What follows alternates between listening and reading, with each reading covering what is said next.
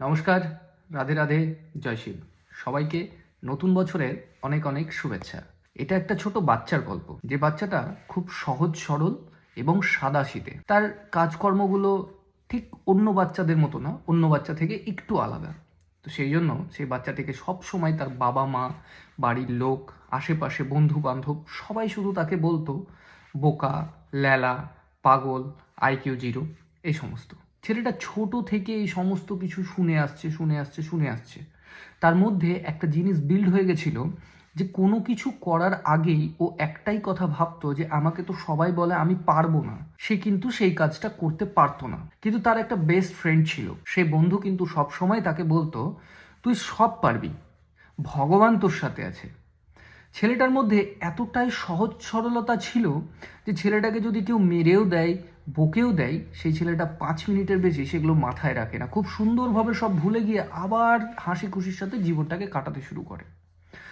এইরকমই যখন ছেলেটা একদিন তার বন্ধুর সাথে এক জায়গায় ঘুরতে গিয়ে একটা ফাঁকা নির্জন রাস্তার মাঝখান দিয়ে যাচ্ছিল। রাস্তা দিয়ে যেতে যেতে রাস্তার পাশে থাকা একটা ছোট্ট কুয়াতে তার বন্ধুটা পড়ে যায়। তার বন্ধু যখন পড়ে যায়, তখন বন্ধু নিচ থেকে অনেক চিৎকার করে যে আমাকে বাঁচাও, আমাকে বাঁচা, তুই হেল্প কর।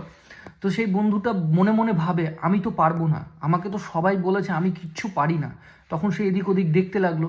এদিক ওদিক দেখেও দেখলো যে কোনো লোকজন কেউ নেই।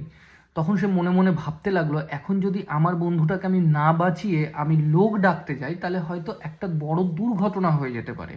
সে তখন ওপর থেকে বন্ধুকে বলল, আমি কি করব? বন্ধু নিচ থেকে ওকে সাহস দিয়ে বলল যে তুই পারবি, পাশে দেখ, কোনো কিছু যদি থাকে সেইটাকে ফেলে আমাকে এখান থেকে ওঠা। ছেলেটা তখন নিজের বুদ্ধি কাজে লাগাতে লাগলো। জঙ্গলের আশেপাশটা যখন দেখতে শুরু করলো, তখন ওই মোটা মোটা লতাগুলো যে হয়, সেই লতাগুলো পেলো। সেই অনেক বড় একটা লতা নিয়ে এলো, দুটো তিনটে একসঙ্গে প্যাঁচ দিয়ে ও কিন্তু নিচে ফেলে দিয়ে বন্ধুকে কিন্তু টানতে শুরু করলো। আর বন্ধু কিন্তু নিচ থেকে কন্টিনিউয়াসলি বলে যেতে থাকলো, তুই পারবি, অবশ্যই পারবি, এটা তুই পারবি। আর সেই মতোই সেই ছেলেটি বন্ধুটিকে কিন্তু কুয়ার থেকে উঠিয়ে নিল।